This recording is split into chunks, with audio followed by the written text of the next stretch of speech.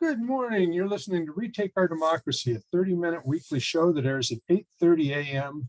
each Saturday morning on KSFR 101.1 FM, your Santa Fe public radio station. I'm Paul Gibson, the host of Retake Our Democracy. Today, I'm going to be discussing the failure of the federal government to address the urgent needs of our local communities, whether that be in relation to our personal safety and protection from gun violence, or our protection from the consequences of climate change or the greed of corporate America, which takes advantage of every possible opportunity to take advantage of us. We'll then talk a bit about how our efforts to create change must occur at the local and state levels, and we'll get into that in just a minute. But first, a few short announcements. Before we start, I want to acknowledge that we are conducting this show on stolen Tewa land and to thank our Tewa neighbors for being such good stewards of the land. We owe them a great deal of gratitude and could learn a great deal from the way they have managed their resources, despite our efforts to not allow them to. Last week, I interviewed Harold Dixon, one of the leaders of the Alliance for Local Economic Prosperity, the organization mounting the campaign to create a state public bank. The state public bank is just one of many local and state initiatives we can advance to build a stronger, more resilient local economy, a topic I will expand upon later in this conversation. The week prior, I did a solo show focused on the Democracy Collaborative's handbook, Cities Building Community Wealth.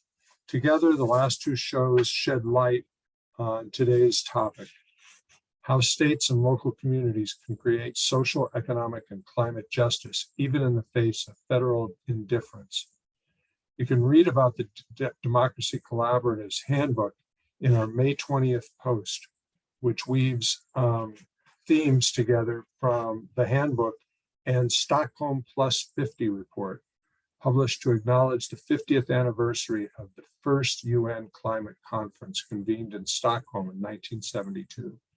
Just go to retakeourdemocracy.org and the Stockholm Plus 50 post will appear on the homepage. The last four posts rotate in order and come up into view on the homepage. So the post will rotate to the top of the homepage quickly and you'll be able to find it.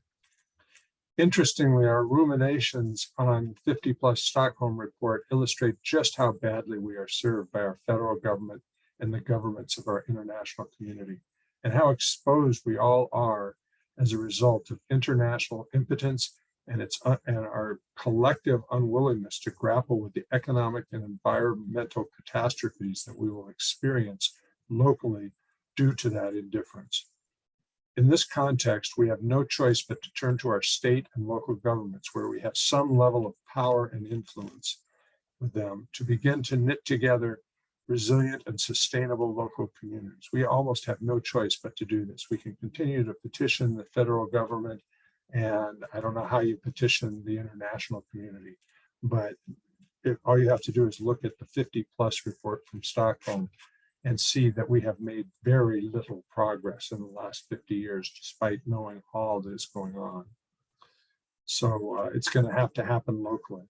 And if we are to pass legislation at the state level or implement city-county initiatives, we need to expand the number of elected officials at the state and local levels who will be responsive to the policies and programs for which we advocate. While elections have always been important, in the current national and international climate of lethargy and impotence, state and local elections are critical. Decisions and actions taken by local officials can lead us to waste time and resources on false solutions like hydrogen hubs, or support efforts to advance real solutions that will help us prepare for the economic and environmental consequences that an impatient Mother Nature is already sending our way. Since we don't have time or resources to squander, our coming election is critical. In the 2023 60-day legislative session, we will have time to consider an array of transformative initiatives: health security, public bank, public power, and meaningful gun violence prevention legislation, to name but 4 bills that will pass or fail in 2023. A session that will be filled with opportunities, but the session will also include threats. as no doubt the GOP will advance legislation to restore the state's prohibition of all abortion that we were only able to repeal 2 sessions ago. We will need every progressive vote we can garner to get those bills through. And there are nefarious dark forces seeking to undermine many good Democratic incumbents. Last week, Retake published a post, "The Long and Winding Trail of Campaign Funding in New Mexico. We Follow the Money." It outlined, hats off to Roxanne who wrote that, it was brilliant. It outlined clearly how corporate and GOP's out-of-state monies are flooding the campaign coffers of conservative Democrat challengers, candidates who are running against some of our most valued and trusted Democratic representatives. It's often difficult to get at the truth about candidates' records, especially in contentious races when the claims and accusations are flying, with many of the negative hit ads and mailers being replete with misinformation that can cause even the most astute voter to be confused as to who to trust. Retake has created Election Central on our homepage, where you can find our endorsements for all statewide elections, state treasurer, auditor, attorney general, and governor, along with endorsements in over a dozen legislative primaries. Go to retakeourdemocracy.gov, click on Election Central on the homepage where you will find a link to those endorsements. Each endorsement includes information about how you can learn more about our endorsed candidates and how you can support their campaigns. And they need your support now. Many of those candidates we are endorsing are facing formidable opponents who are using dark GOP corporate funding to mount negative and misleading media campaigns that, if successful, could eliminate the potential for passing important progressive legislation and could open the door for a GOP conservative Democratic coalition, restoring the abortion ban and reversing an array of positive legislation passed in the last 2 or 3 sessions. As a result of huge election successes in 2016, 2018, and 2020, a fundamentally altered political makeup of the legislature was able to pass some hugely important legislation in the last 3 sessions. Decriminalizing abortion after years of failed efforts, which could apply to almost everything on this list, actually.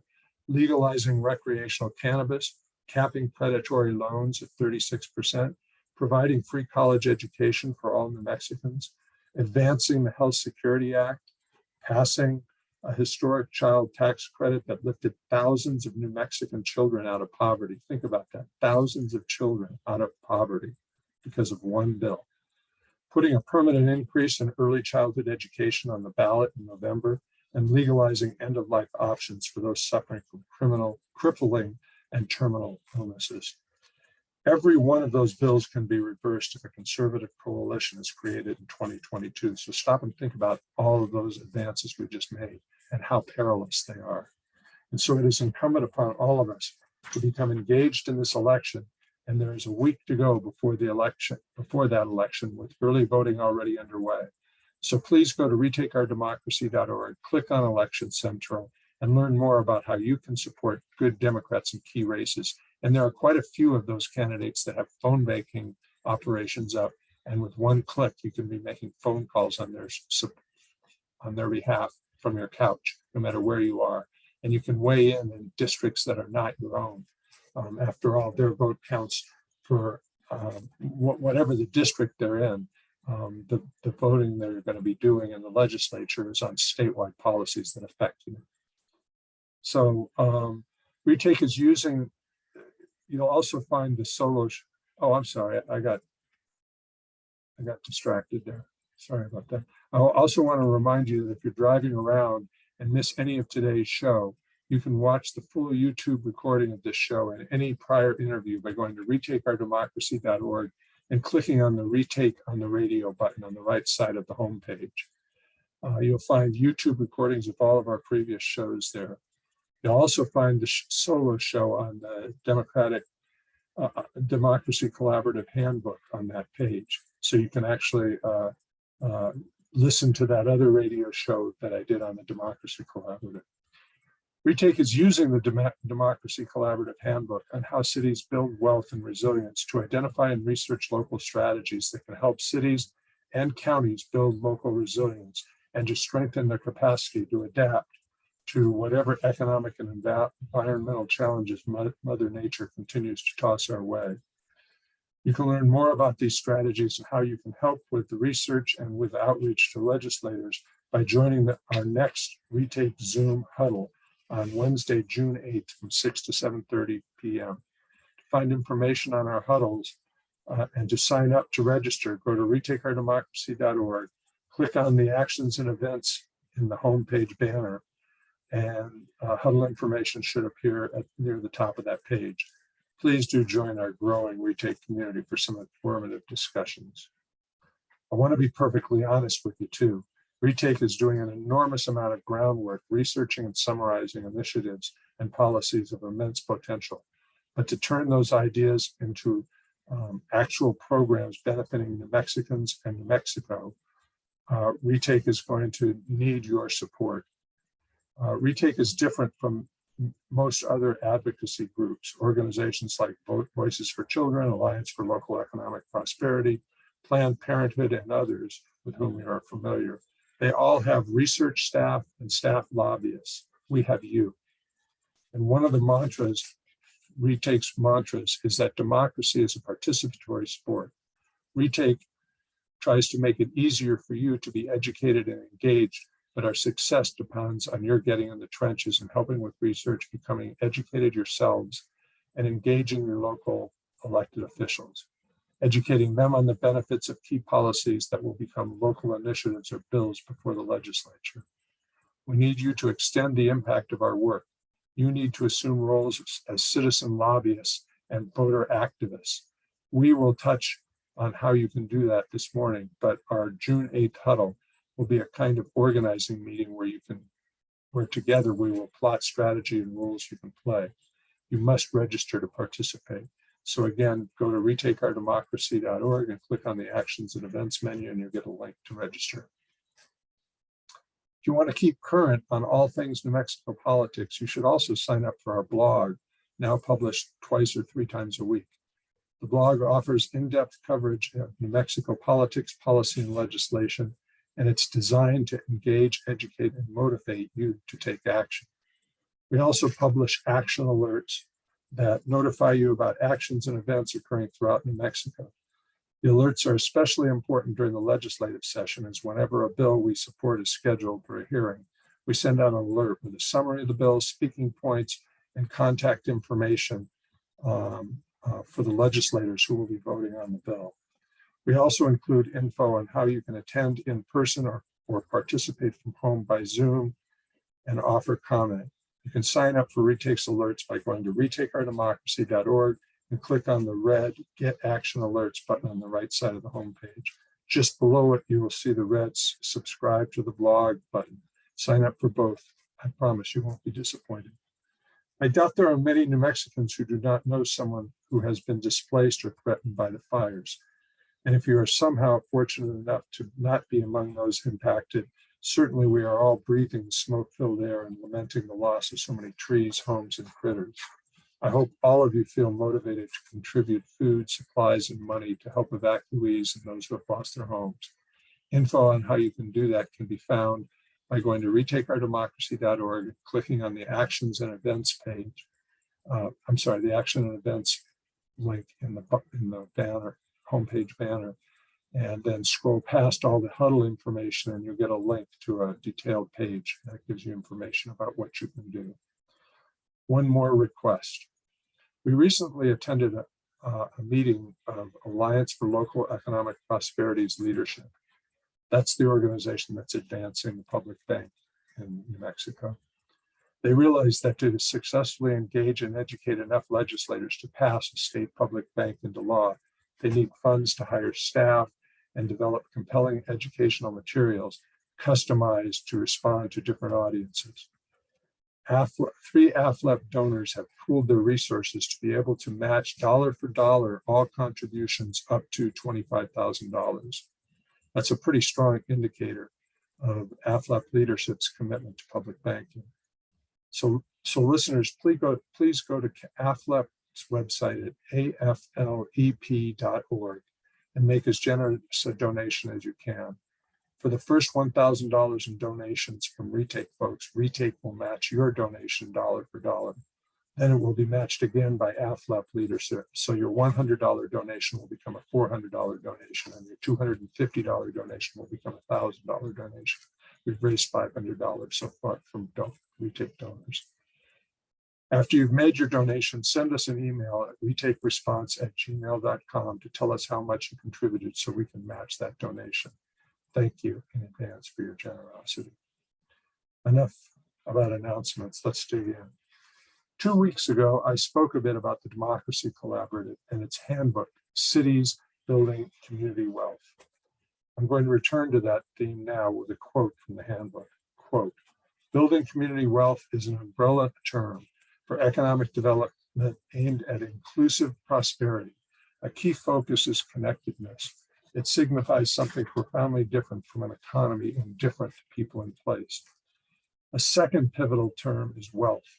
Who owns wealth? Who controls it? Who benefits from it? These issues are core to every economy. When wealth is rooted in community, held locally and inclusively, the foundation of a truly democratic economy is laid. It is an economy that, in its normal functionings, tends to benefit all community members. That is not the case with global economies. Building this kind of economy is what economic development and democracy is naturally about," end quote. The intent stressed throughout the Democracy Collaborative Handbook is that we need to become very intentional in our policy and advocacy and strive to free ourselves from an indifferent economy. And that means maintaining local resources within the community. And the handbook offers dozens of proven examples that have vastly increased local community wealth and resilience. From the handbook. Community wealth building begins with loyalty to geographic place. If globalization is the hallmark of today's mainstream economy, relocalization is the hallmark of the alternative. Globalization works well for capital, which can move across borders with a keystroke, a computer keystroke, end quote. But when a manufacturing plant or a Target closes, this may benefit shareholders and senior management, but the real economy of jobs and families and land always lives someplace real, not on Wall Street. The real economy is place-based, and a real place is more than a free market of footloose players where firms are like objects that can be moved around. Cities and towns are places that people care passionately about, where working collaboratively for the common good is building an economy that can be sustained. What happens when your economy is place-based, publicly owned, and democratically managed? One example, and this comes from the Democracy Collaborative.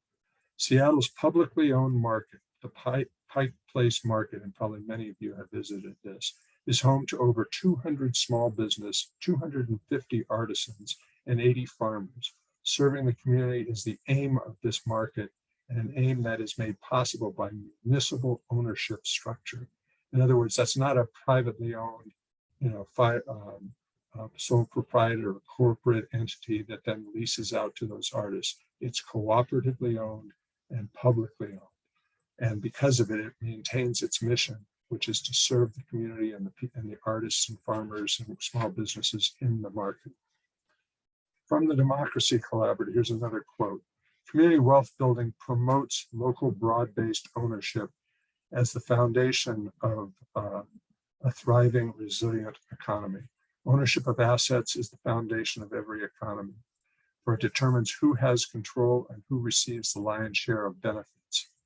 In the words of Justin Heinemann, executive director of the Note Begay Foundation, a focus is needed on democratization of ownership. The goal is to create an economy where wealth is broadly held and locally rooted over the long term, so income recirculates locally, creating stable prosperity.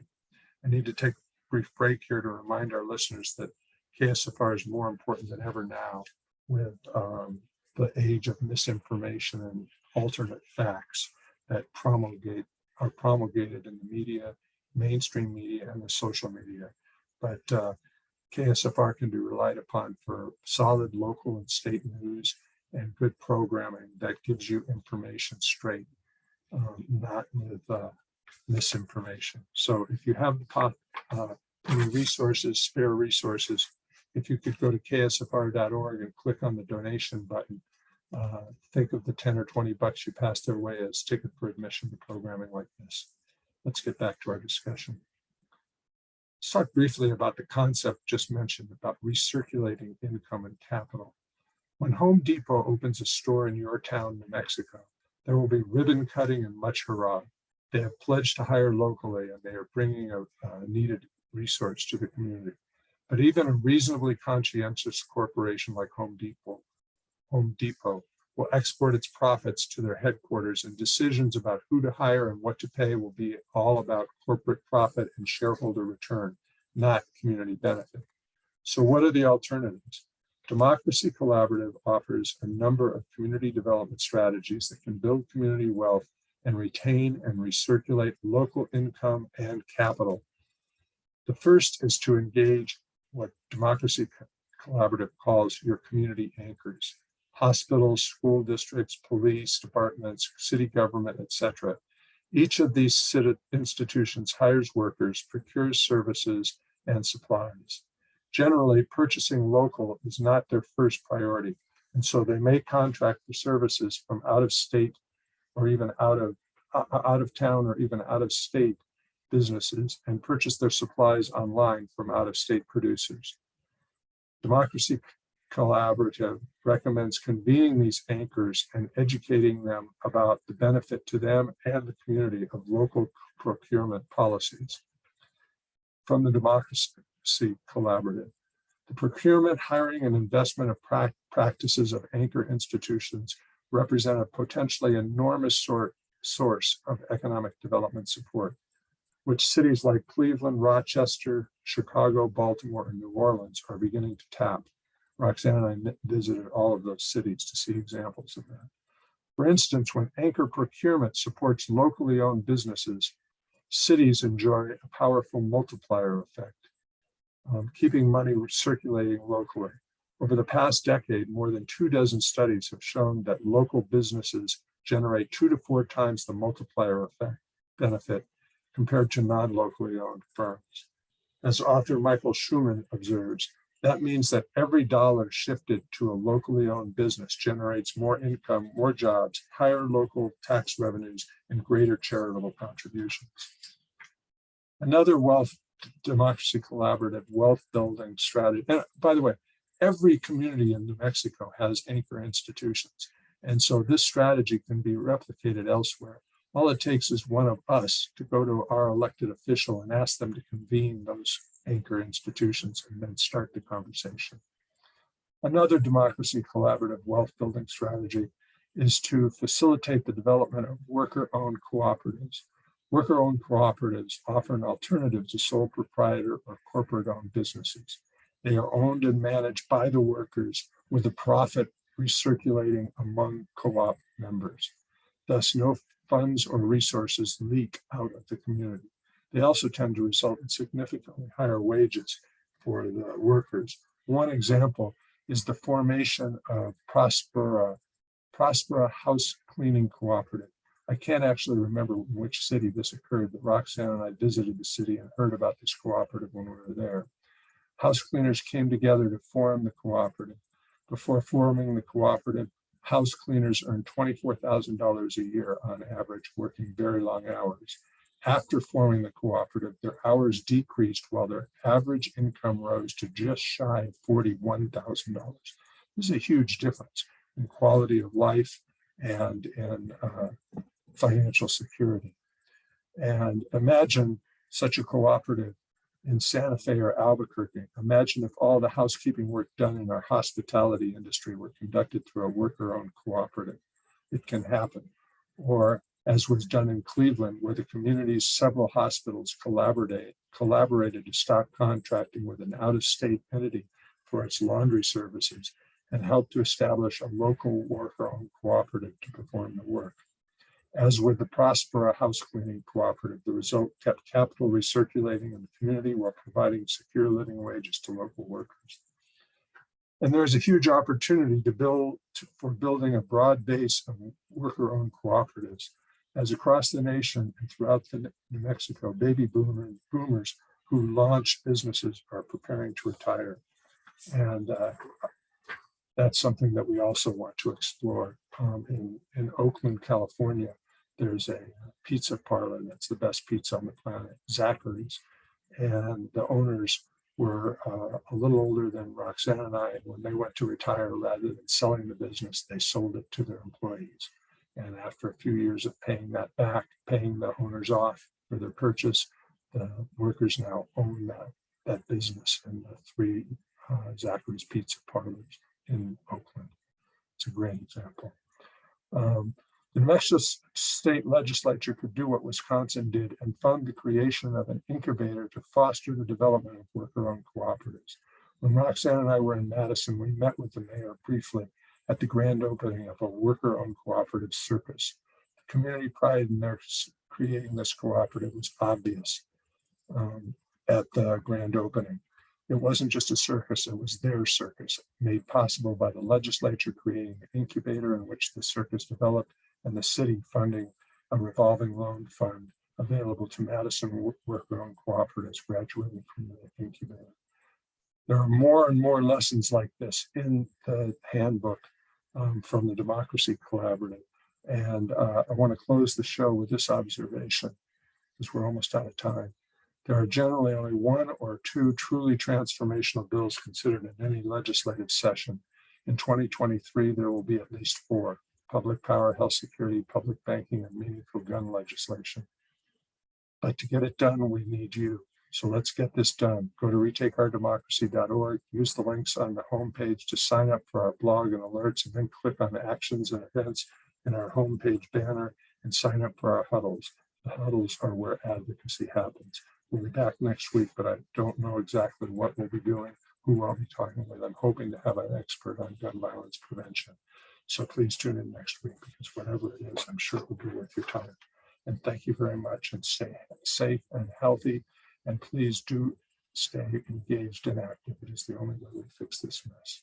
Until next week, bye-bye.